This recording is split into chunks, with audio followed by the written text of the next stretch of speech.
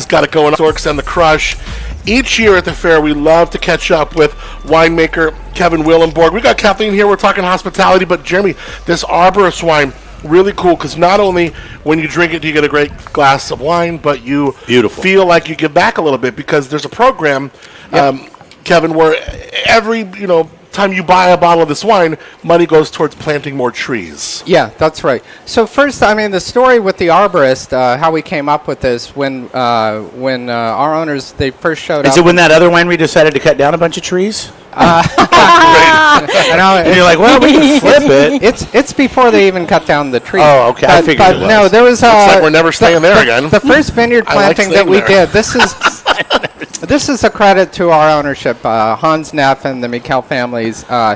They went to plant a vineyard here in Paso in the 90s, and there was this huge oak tree right in the middle, and it's like you could take it out, what have you. There was some parts of it that was dying, but instead they decided to get an arborist out and actually let's cut the dead wood off and try and revive this 300-plus-year-old oak tree in the middle of the vineyard. That's pretty nice. And then just decided to plant around it, and that is did the tree make it? I mean, it made it. It's still in our Jardine vineyard. Oh, that nice. is the tree on our label. That is the Vina Robles tree. 300-year-old tree? A 300-plus-year-old tree. Right? You ever seen it? Tree. You ever been out to it? Oh yeah. Oh yeah. That's pretty cool. What does Halter Ranch have? They have they have the largest live coastal oak. Oh, and it's over 100 years old. I mean, it's I think. way old. But it's a live coastal oak. It's the largest one. Okay. And the way they stumbled upon it being the different. largest one, there was another one I think somewhere in like the other side of the world. But as they dug down to get a handle on it, they thought there were two trees, and as they went down a little deeper, they're like, "Oh my gosh, no, this is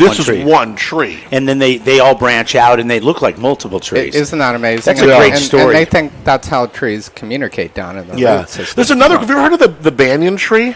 Yes. Yeah. That's another cool tree. I wish we had more of them here, but they're like in Hawaii and stuff. They grow up, and then they grow out, and then they grow down back into the ground. That's right. But they're beautiful. Okay. I was like, I forgot the name. They have but I know the same far away majesty as like oak trees do. It's really, really pretty. Yeah.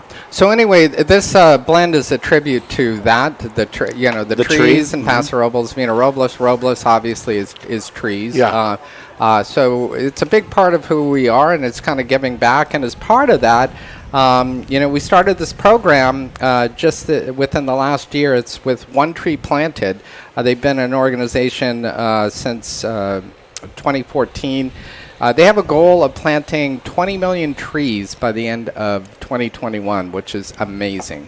We talk about the climate change and all this kind of stuff and ozone. And I remember in the 80s and into the 90s how bad the Los Angeles area where you grew up was. That's probably what's wrong with you is all that pollution you were breathing in for so many years. I'm just kidding. Remember when the ozone?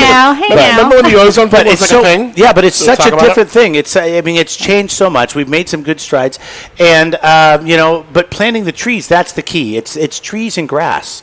And I was listening to podcasters about climate change, and they were talking about cows, and we have all these feedlots. And he says, but if we just let cows free range and we let them continue, because cows are their gases that they burp are a big reason that we have so many issues with the ozone. It's causing a problem. But when you put them on a plane with all that grass and all that naturalness, and they're not just sitting in feedlots, it really makes a big difference. And so if we just kind of rethink the way we're doing some of the stuff we're doing, just simple things.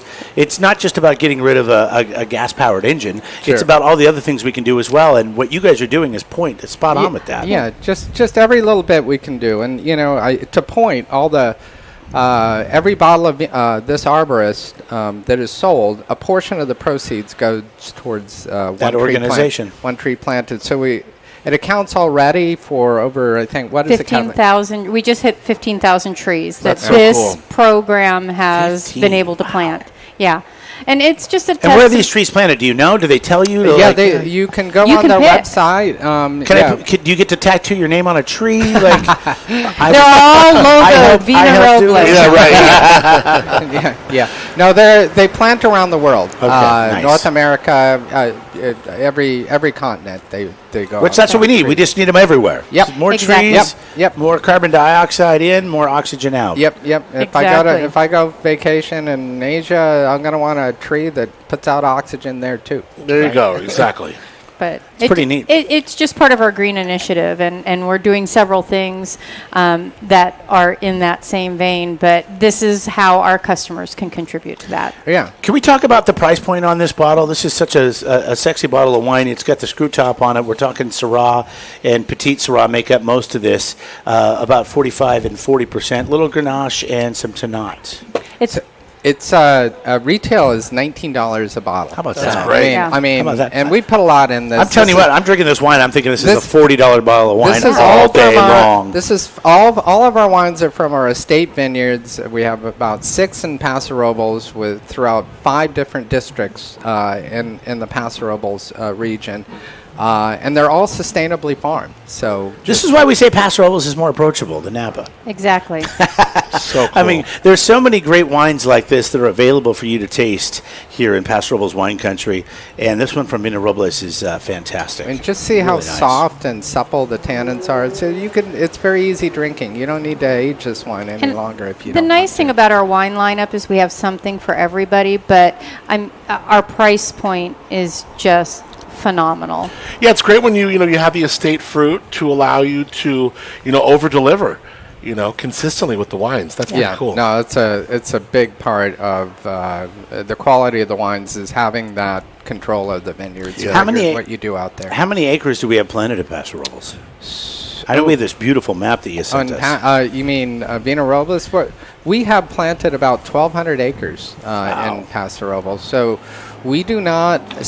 We actually source only 20% of our vineyards. We sell grapes to other wineries. We said Jardine earlier, and I've heard a lot of winemakers pull fruit out of that. Yeah. Yeah, that's a big one. We sell. We just make sure we kind of pick a few blocks that we like out there for ourselves. Yeah. How does that work? I mean, you go in early, Kevin, before everybody else gets there, and go, we're going to go, or these are my blocks over here. Well, we have an idea, certain varieties and certain vineyard blocks that we kind of want to keep for ourselves, and there's still some very good blocks out there, and just more than what we need, we just want to focus on what we're doing, what we do well, and just kind of keep it at a certain volume. Now, I know we talk about east side versus west side, but we have 11 different sub AVAs. Yeah. And does all your what are the AVAs that all your vineyards are in? Okay, so for our AVAs, we have Estrella. Okay, We have east side. we have 2 vineyards there. We have Geneseo, El Pomar. We east have side south. Yep, and then we have Creston, our Creston Valley vineyard, and this is kind of on the southeast corner of Creston, and it's up about 1,300 feet, and it's exposed beautifully south-southwest, and we get some great phenolic development for some of our reds. We'll talk a little bit about that maybe a little bit later. Okay. And then we have a couple vineyards out in Adelaida district. We have about 400 acres all total out there. That's pretty deep west side. Yeah, and it's elevation 1,700 up to 2,000, 2,100 feet. So it's some very, very steep terrain, and it's that. You still get a lot of marine influence at that point? Yeah, we do. But out in Adelaide, I mean, the cool air draw kind of comes more or less through the Templeton Gap, and so it kind of bypasses Adelaide. It's just this rugged terrain, if you will, from the coast, because it's baffled. The airflow is baffled. It comes in through the Templeton Gap and kind of sweeps down the Salinas River, kind of goes that way. But over the evening, it starts to cool down out in Adelaide. That cool air starts to encroach up there too. But it tends to maintain its temperature pretty well. It may not get as hot, but it doesn't get as cool right away. Yeah, I know that the folks that have stuff planted out at El Pomar, which is kind of like east of Templeton. Yeah. Right. And they'll talk about that Templeton Gap air. It'll come right through there. It reaches that far. Yeah. No, we have a vineyard where Huero, which is where the new winery location is located at. And it's actually it's one of our larger vineyards, but half of it is on the El Pomar side. There's this ridge that runs right through the vineyard, and on the south side is it's exposed to the El Pomar, and that you get more of that Templeton Gap influence. And then on the north side is the Geneseo side district. And the fruit ripens about a week earlier on that Geneseo side than it does on the Alpamar Isn't side. that interesting? Yeah, and it's the same vineyard, but it's just on a different side of the ridge. Yeah, it's all about climate. So I mean, I don't know if soil's played into that part of it, but it's just climate. Yeah. And exposure. So Yeah. all right, that's Kevin Willenborg, Vina Robles, off the 46 East in Paso Robles. Can't miss it. They got that beautiful amphitheater, a fantastic hospitality center, and we got Kathleen. Excuse me. Swallowing at the same time. We got Kathleen here, who is the hospitality manager. We're going to get into more of what they have going on at the bistro, how you can do tastings, in a show. I mean, they can do some really fun stuff over there. When we come back from Mission Square, we are here